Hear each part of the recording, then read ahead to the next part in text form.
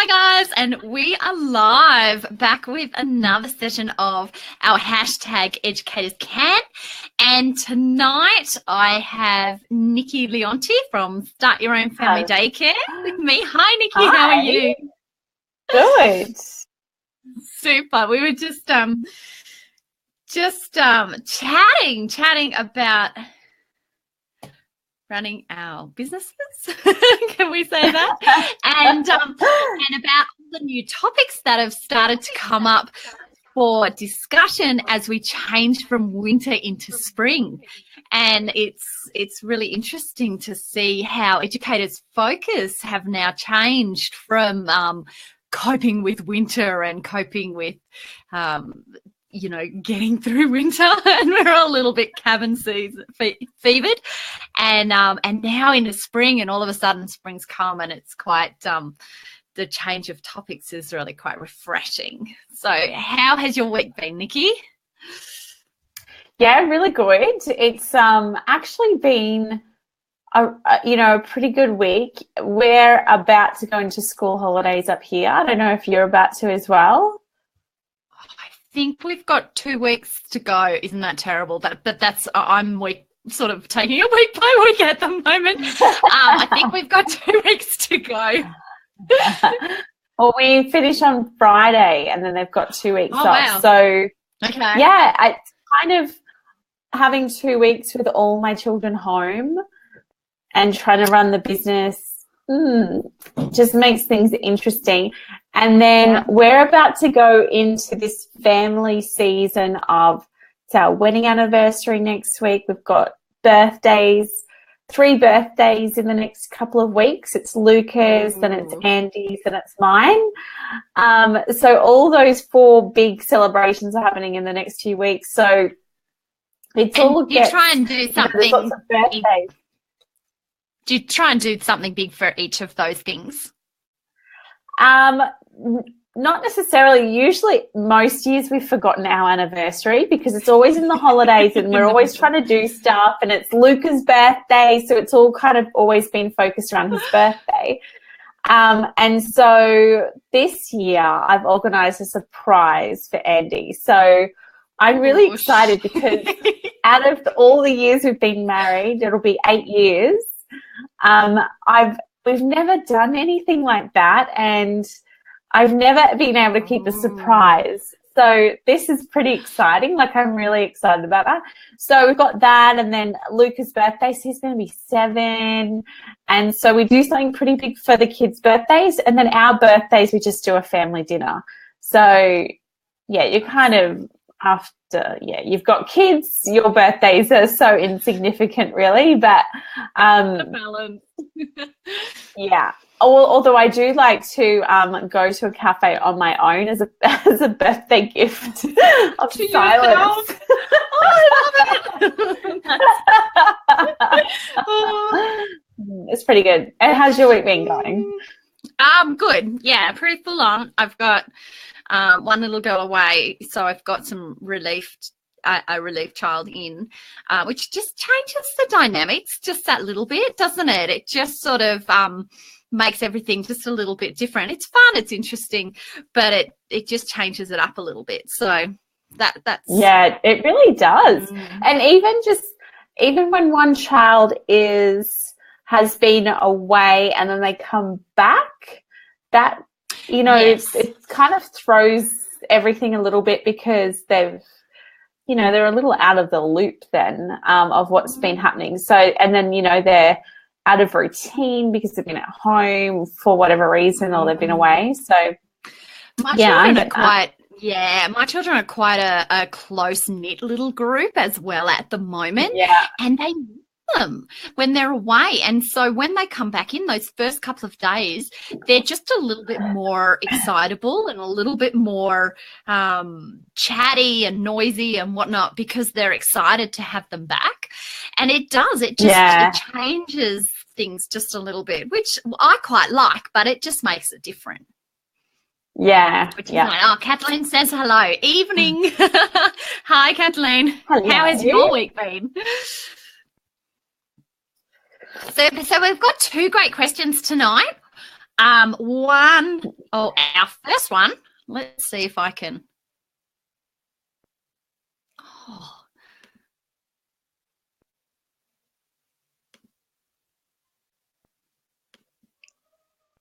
There we go. So our first one was tips for toilet training in family daycare. And I've seen and I've sort of had a couple of discussions on the change of the seasons. So parents are starting to ask about, it's spring, the winter's finished. And I actually tied my children over if parents talk to me in the middle of winter about starting toilet training, I encourage them to wait till spring.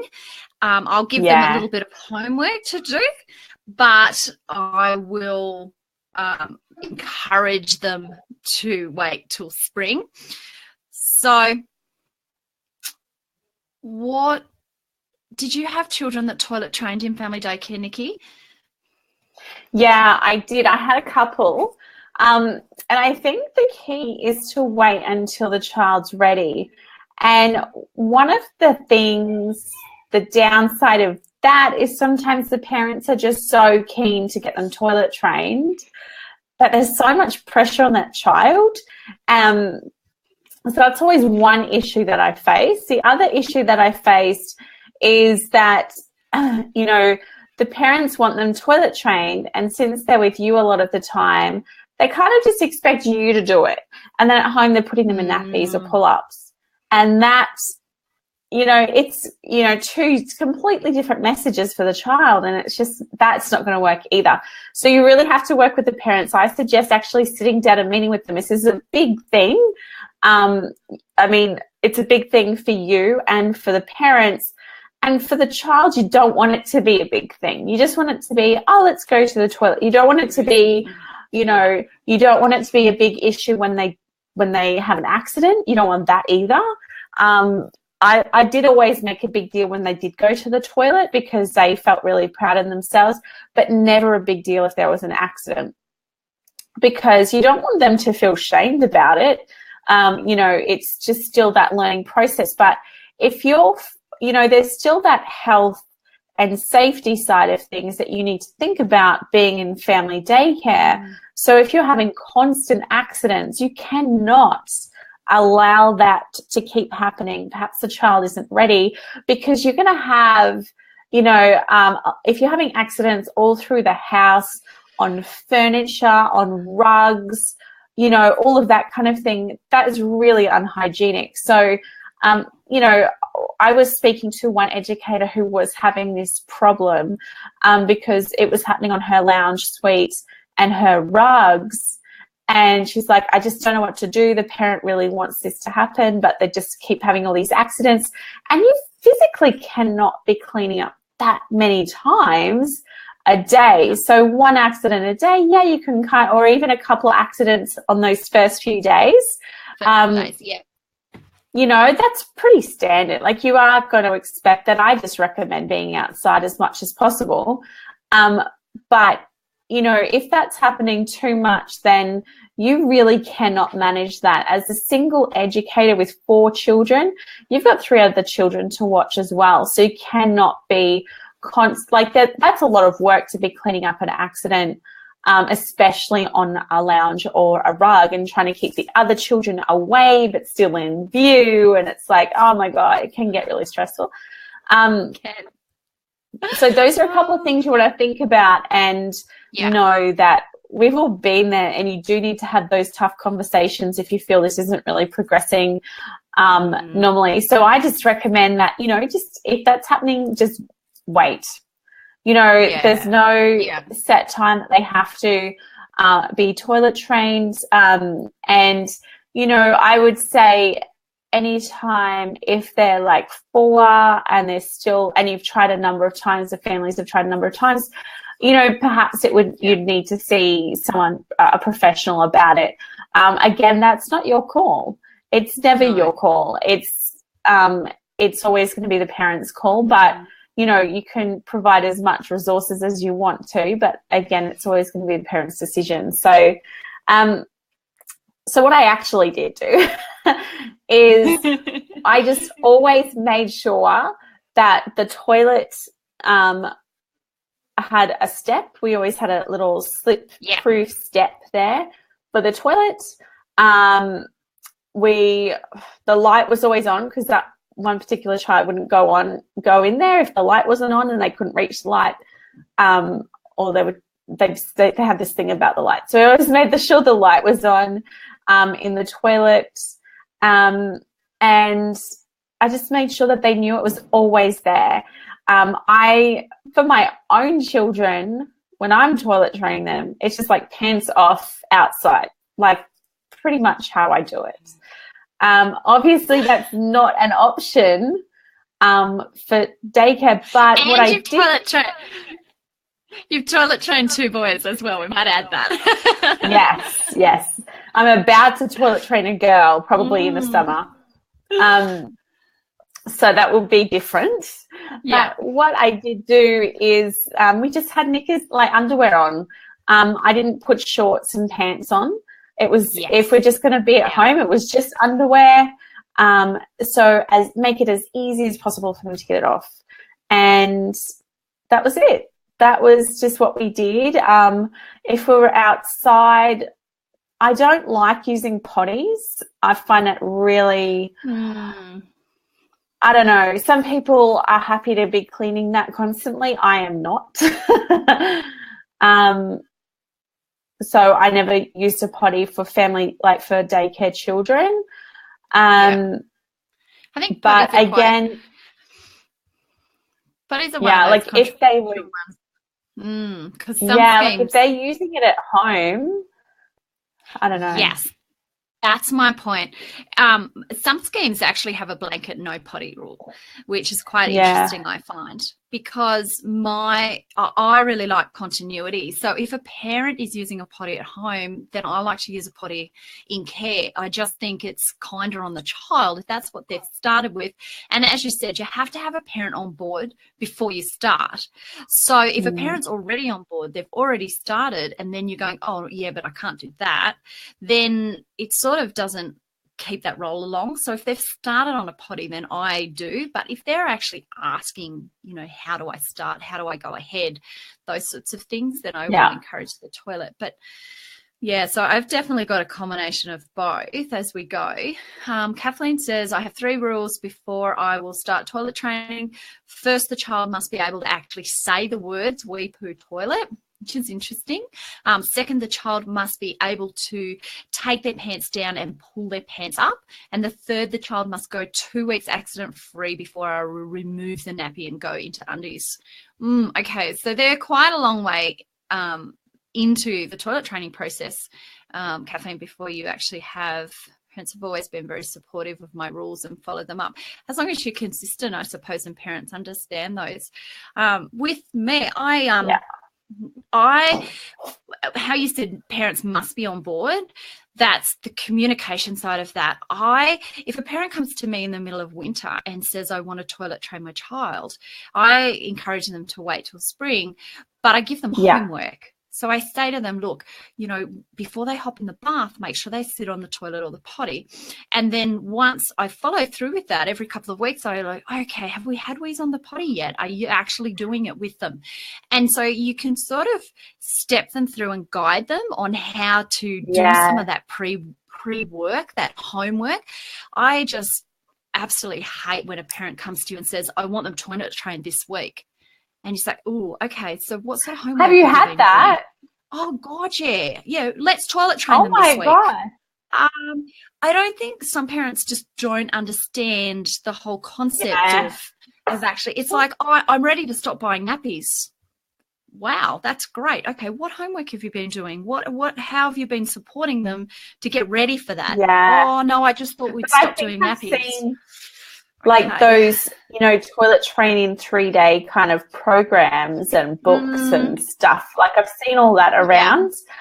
And I mean, I don't know, it could work. In fact, even though I had the 2 boys toilet training them, my eldest, he was really quick to toilet train, but then he regressed when my second was born. And then my second one, he was toilet trained at like 18 months. Like really young. never had an accident after that. Would occasionally have an accident at rest time. And that was it. Like, I mean, he was really quick. He didn't regress when our third was born because he was much older. Like, there's a bigger age gap there. Yeah.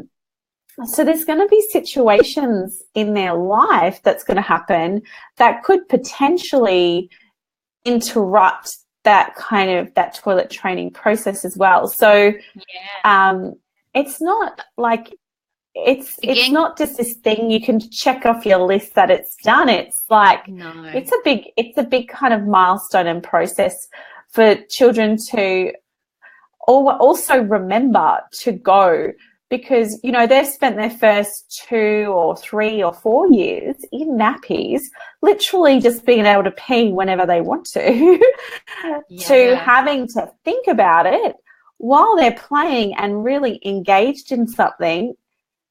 And normally, you know, so it's gone from constantly being able to go whenever they want to, no repercussions there, and to then having to think about it every time. So, you know, that's a big shift for them. So we want to keep that in mind and always remember that these are tiny people. Like, they're just small versions of us.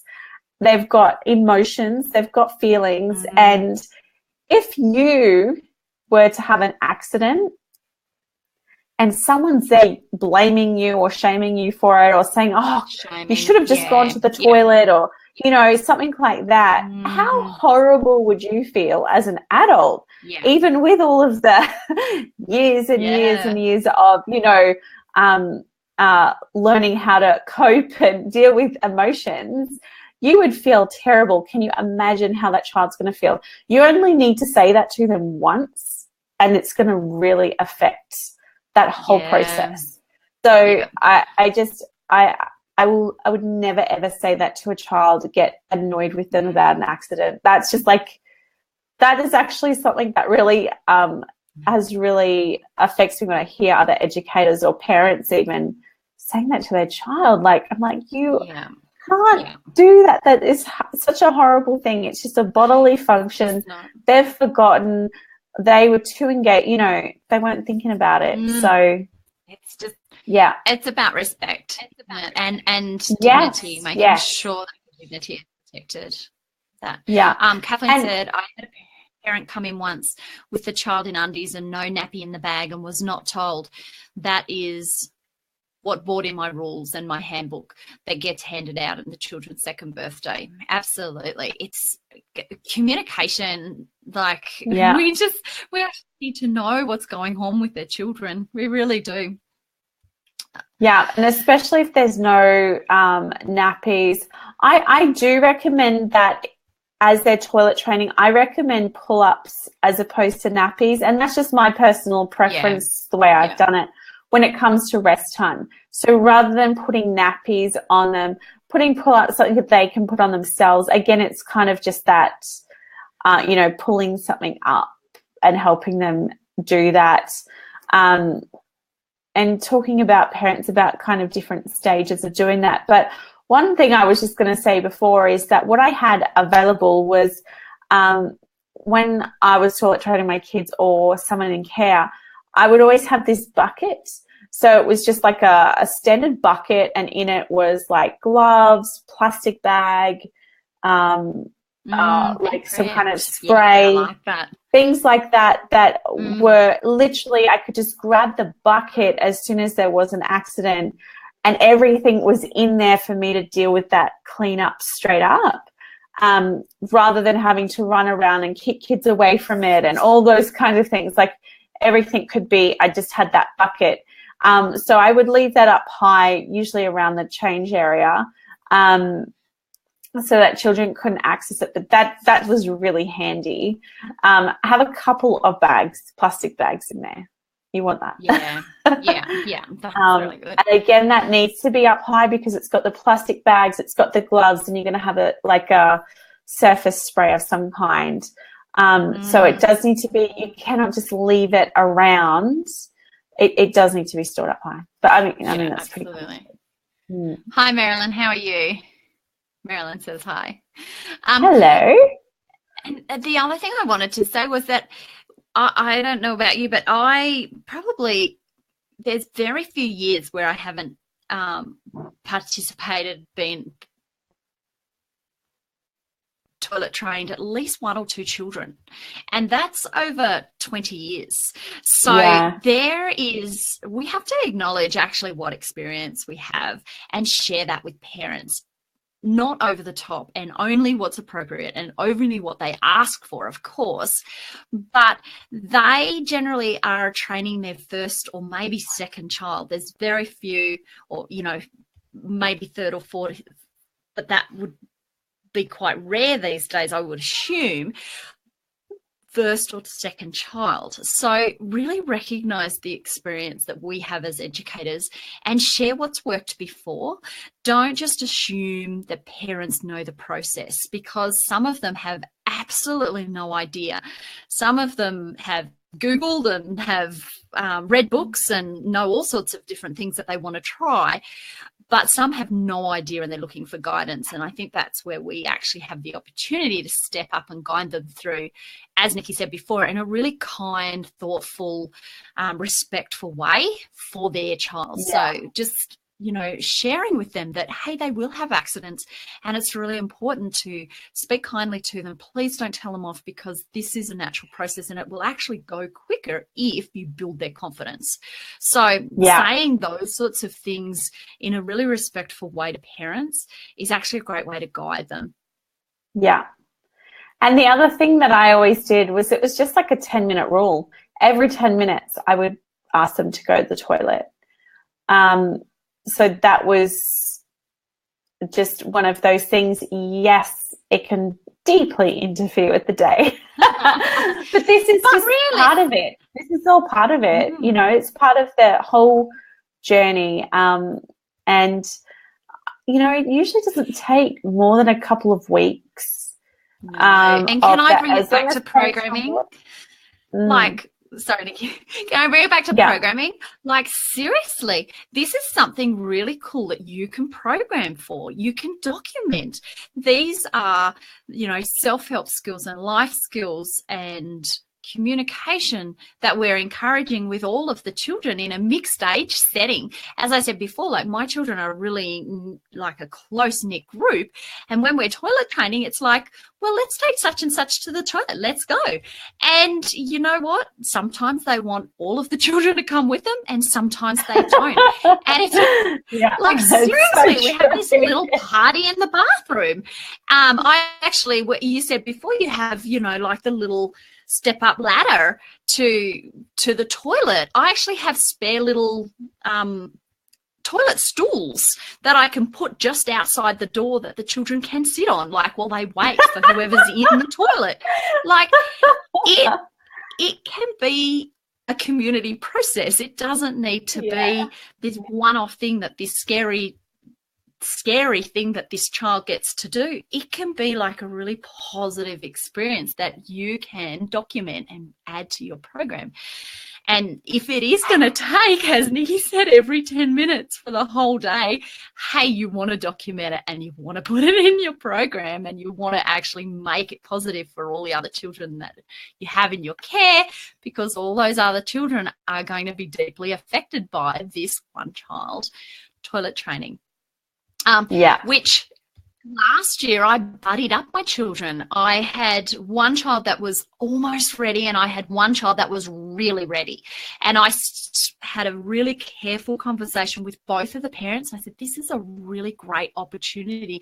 Not very many children get this opportunity. Let's buddy them up and let's toilet train them together. And they actually did, and were really, really confident and did it together. Like, it was just beautiful.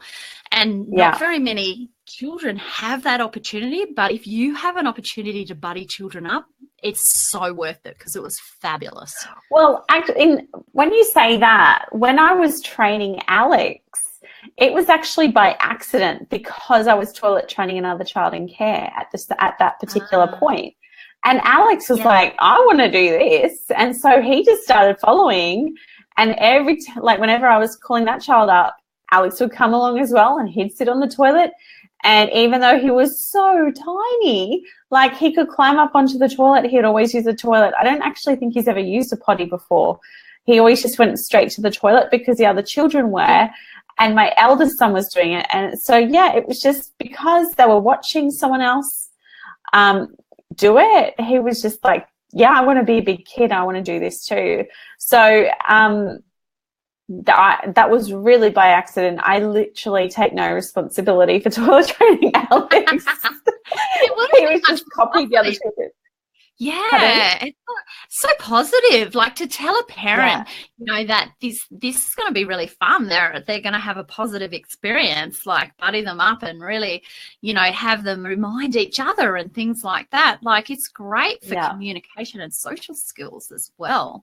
Can just fall into so many areas. Yeah.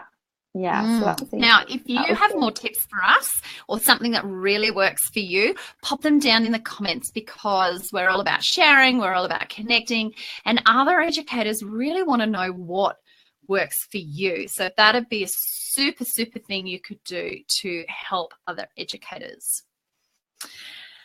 Our next question for tonight. Oh, why don't I have to hide that one?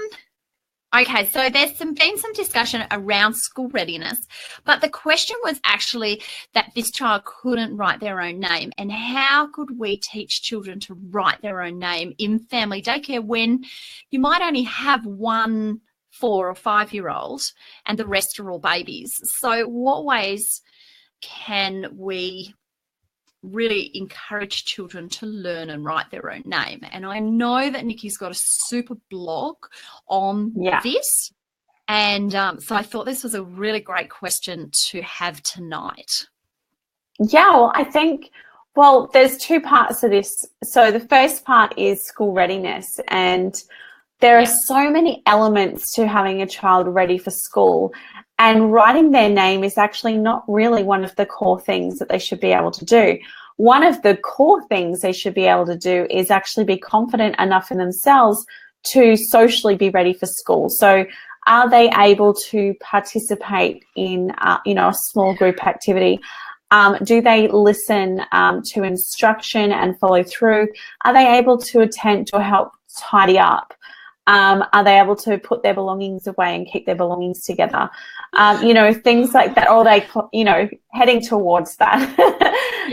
Those are the kinds of social things that we're really focusing on leading into that first year of schooling.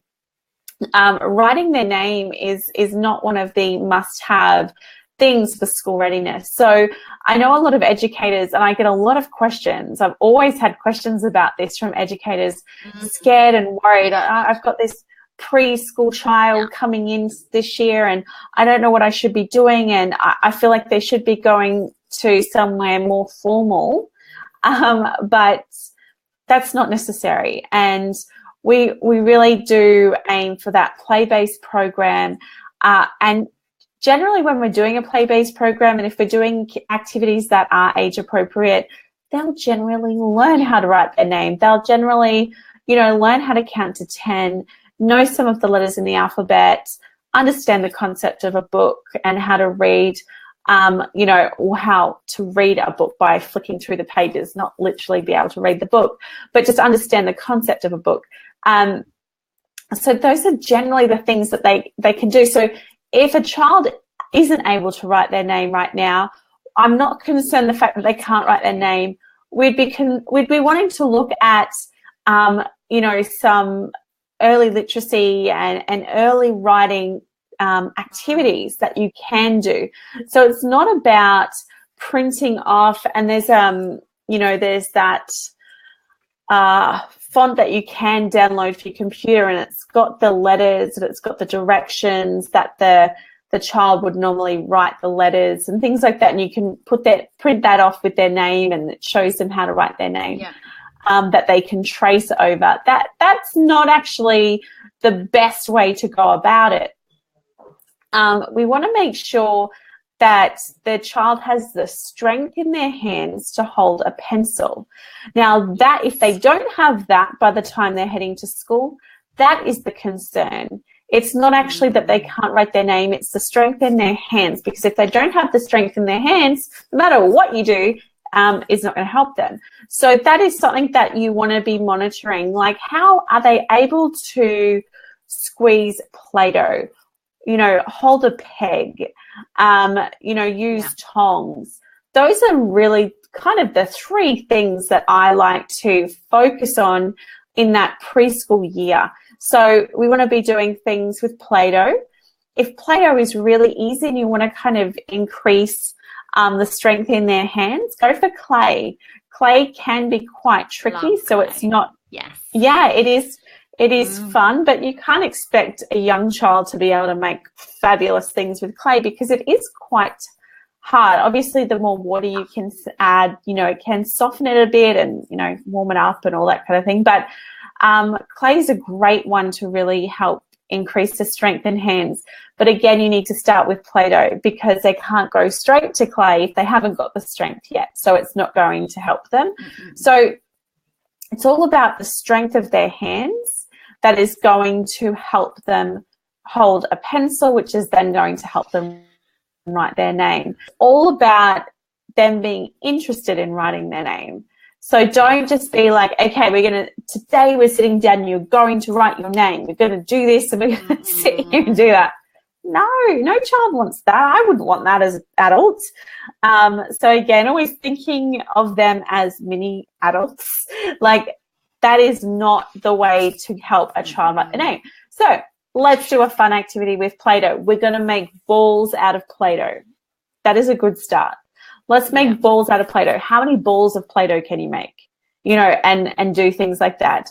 Or get the dolls' clothes out, wash them, and they've got to peg them up. So they've got to use the pegs. Again, using their hands and the strength in their hands. Or, a very basic transfer activity using tongs. So, tongs and cotton balls or pom-poms, and they've got to move it from one bowl or whatever to another, sorting them out. There are so many different activities you can do with tongs. So that would be my recommendation if they aren't able to hold their pencil. But if they are able to hold the pencil, the strength in their hands are there, they're still not writing their name, do not be concerned. They will get there. They will eventually be able to do that. And if they can't do it while they're in your care, that is not a major red flag.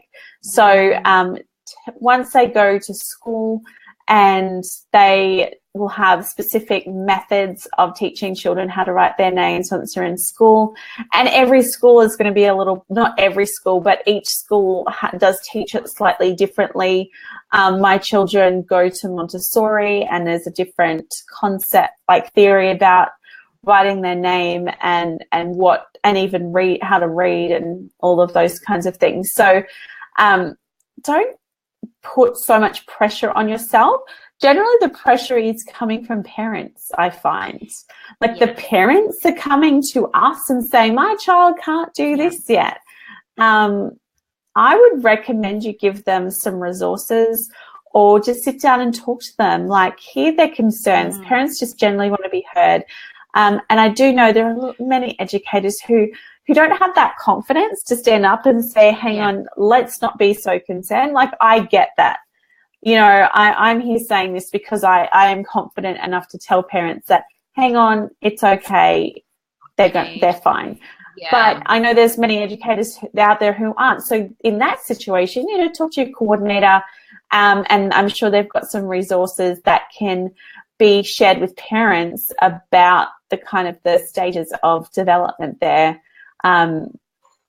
But my advice is, do not be concerned. Talk, as long as you're providing those activities and opportunities throughout the day, then you are definitely doing, preparing the child. But in your care, what kind of early literacy activities do you do for the preschool age children? Me? A lot of what you've just said. The tongs we did clay a few weeks ago, tongs and pom-pom balls, pegs, all of those sorts of strengthening fingers. We, the children are very much into Lego at the moment, so actually pushing them together, pulling them apart, making patterns with them. A lot of, that's our focus. And when I document that, I think communicating to parents that their self-help skills ready for school, or they're strengthening their fingers and hands ready for writing, like ready for school, if you actually communicate that regularly enough through your documenting to the parents, then they're actually seeing that you're working on those sorts of skills, and they won't be as concerned. If they've heard nothing from you about school readiness, or from about how you are encouraging literacy and numeracy skills and those sorts of things, if they've heard nothing, then they will be concerned, because you haven't guided them in what you're actually doing with the children. So it's about communication, but it's a little bit more than that. It's about actually documenting what you're doing so that they can physically read and see that you know that those skills are important for their child. So Marilyn says, yes, I believe social skills, self-help skills are far more important for school readiness. Kathleen says, spell their name every time you write it in their work. Have it displayed around your daycare space. Have puzzles that they can put together with the letters of their name. Have the letter magnets and their names, and make sure they can recognise their name. All natural ways for them to learn their name without it being schooled at them. And I totally agree with that. Yeah. Marilyn says, I do all those activities as well. Absolutely. I think, I was just remembering one activity that I did that the kids loved was I on small pieces of paper, so they must be A6 probably, size, I would write one letter, so one letter per page, and I'd have the name of every child there, and these would be laminated. And then I would just kind of jumble I would scaffold this activity. So first of all, I would have it laid out with the child's name, and just a Montessori thing, all consonants were one color and vowels are another color. Just that's what they do there. And so I would have that laid out for them. And then I'd also have their name printed on a card with their face on it. So they could easily recognize and start to put that together. And then once that was easy, I would cut the face off and take that away, off the kind of the what's it called? Anyway, just the main card. So then they had to just recognize the name alone.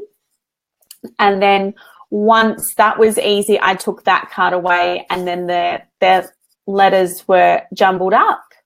So then they had to put it out in order. And then once that was easy, it would just be all the letters in the mix, and then they had to find out their letters. So, that was a really very cheap activity. Like, you'd have all that stuff already at home.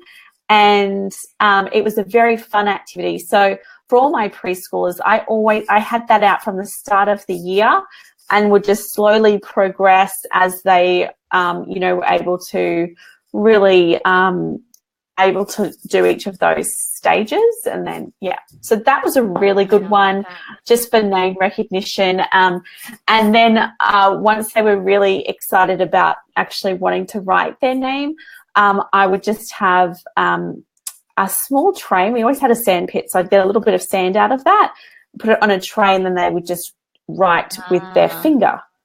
Yeah. So, and we also have, so you can do that. And we also have a set of sandpaper letters. So what that is they're pieces of timber, and the letter is on that piece of timber in sandpaper. So this child is actually constantly tracing that letter, and it's just about that recognition and imprinting in their brain about the shape of that letter. So there are so many really fun ways to do it that actually doesn't involve a pencil just yet. So there's so many different things that you can be doing. It's really fun. It is fun. It is. And I think we have a responsibility to make it fun. We want the children, when they go off to school, to have really enjoyed that first step of learning all these things. We don't want them to go off to school thinking, oh, I have to do all this boring stuff. Now, you know, that I think that's, and as an educator, that's our responsibility to make it fun and actually give them experiences that they enjoy enough to want to do again. So don't give them boring ones that they just have to go over and over. That it's just not fair for them. We have one of the ones, we have a set of dominoes at the moment with just the letters on them. So they're just matching the letters, and they really don't know the names of the letters, but they can match the shapes. And so it sort of encourages it in a fun way. And even my 3-year-olds can do out a whole line across the lounge room of these dominoes all matched with the letters up. And then the older children will come and they'll say, oh, that's my letter, or that's my letter. And they'll have that conversation between each other, and they're learning in a fun way. They don't even realize they're learning. Yeah.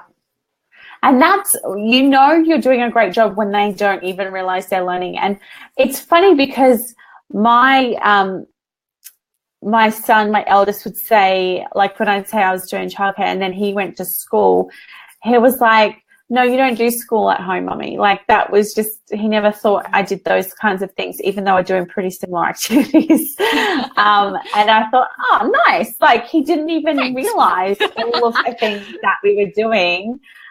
We're actually helping him to, you know, the early stages of reading and writing and all that kind of stuff. So, yeah, I was like, I did a good job.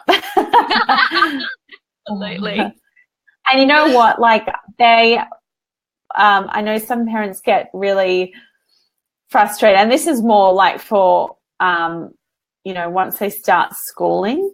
I always get parents saying, oh, we want home readers straight up and we want all this kind of thing. And I'm like, you don't have to, the more you're going to push children, the more they're going to push back. The more they'll resist. And it's no longer fun. And you need to realize they're going to have 13 years of schooling. If you, in that first year, it's just like horrible for them and stressful and so much pressure, they're really not going to have a great impression of school, and that's going to be their impression for a long time too. So a long time. Yeah. I do speak to my parents when I very first interview them at the start. I do talk to them about school readiness skills that we will be building right from the start. So my 18-month-olds, they start putting their lunch boxes in the fridge, and that is, you know, it's a school readiness skill. Like it is, so I start that language with my parents at about 18 months old. And so they know that this is something that I'm going to focus on for, you know, the next 4.5 years.